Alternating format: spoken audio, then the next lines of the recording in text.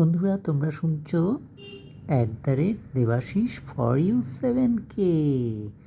আর আমি দেবাশিস ভাই নিয়ে এসেছি এই ভিডিওতে। দেখো, শেষের দিকে 1 মিনিট 56 সেকেন্ডসের পরেই মোটিভেশনাল কিছু কথা বলবো। আর এখন প্রথম অংশে শুনে নাও কোন অসুখের কোন টেস্ট। এই পর্বের আজকে বলছি গল ব্লাডার স্টোন হলে কি কি টেস্ট করতে হবে। এখানে আল্ট্রাসাউন্ড, হিট স্ক্যান, এলএফটি, লিভার ও বাইলারি ট্র্যাক্টের সিটি স্ক্যান, তলপেটের এক্স-রে আর ক্লোরেসিস্টোগ্রাফি। এই টেস্টগুলো আমরা করব কখন? গল ব্লাডার স্টোনের ক্ষেত্রে। তোমরা যারা চ্যানেলটি সাবস্ক্রাইব করে পরিবারে যুক্ত হয়েছো তাদের জানাই আন্তরিক অভিনন্দন ও অবিরাম ভালোবাসা। আর লাইক দিয়েছো যাদের, তাদেরও তাই অবিরাম ভালোবাসা। শোনো, তোমরা কিন্তু একটা ভুল করেছো। কি ভুল বলো তো?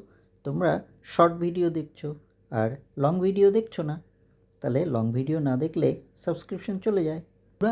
আমি তোমাদের সঙ্গে তোমাদের ফ্যামিলি ফ্রেন্ড অনলি দেবাশিস ভাই রয়েছে। আজকের মোটিভেশনে বলবো, সময় কখন বদলে যাবে কেউ বলতে পারে না। তাই জীবনে কখনো কারো উপহাস করো না, করা উচিত নয়। বলো তো বন্ধুরা, ডিগ্রি লাভের শিক্ষার সাথে মানসিক শিক্ষাও জরুরি, তাই না? নতুবা খাবার যতই দামি হোক, পচে গেলে তার কি কোনো দাম থাকে কি? হ্যাঁ বন্ধুরা, জীবনযাপনের পরিবর্তন অকালে ত্বকে যেমনি বার্ধক্যের ছাপ পড়ে যায়, তেমনি বিভিন্ন ডিজিজ, ক্যান্সার, ডায়াবেটিস, থাইরয়েডের সমস্যা, ক্রনিক কিডনি ইত্যাদিও আসতে পারে।